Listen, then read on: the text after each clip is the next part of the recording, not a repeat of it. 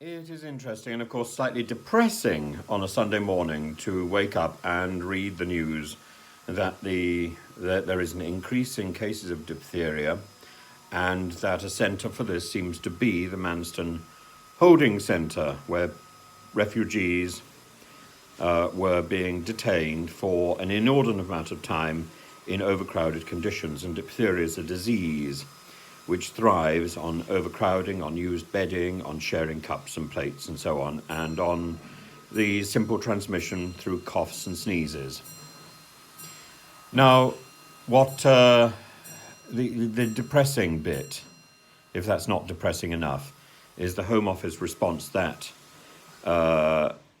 new migrants are being given antibiotics and vaccination options. So, in other words, the implication is that it's their fault if they're not taking it.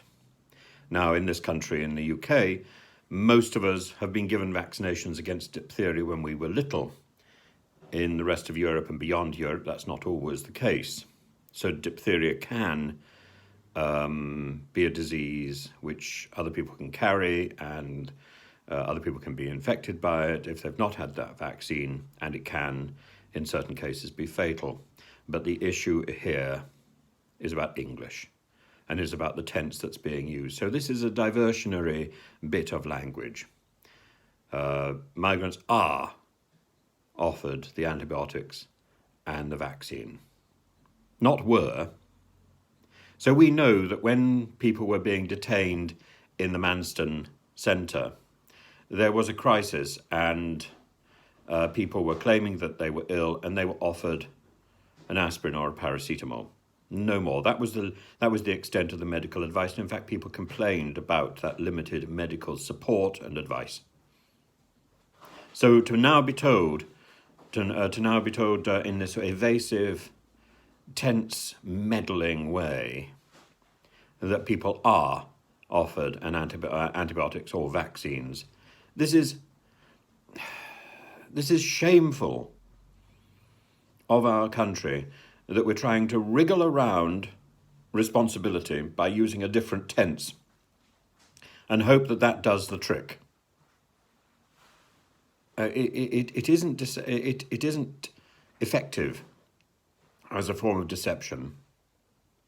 It's simply smoke and mirrors, and it is utterly shameful. And all this time, once again, Suella Braverman is playing mum, not saying a thing, keeping quiet.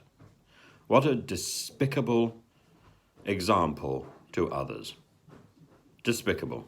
I don't care whether she's guilty or not guilty of this person's death, frankly. She doesn't figure in my perspective. What figures is the fact that we have taken people in who were vulnerable, who were looking to us for support and for help, and we have treated them like cattle, or worse than cattle. It's wrong. It's just wrong, and somebody needs to stand up and take responsibility. I very much doubt that will be Suella Braverman. I suspect Suella Braverman's ethos now is to duck responsibility. And she will now, instead of getting on with the work, she will be spending all her effort trying to duck responsibility, a bit like Raab, a bit like Matt Hancock, a bit like Priti Patel. All these people who are, the more pressure we put on them, really, the more they have to spend the time that they should be doing their job protecting themselves, because that's really who matters.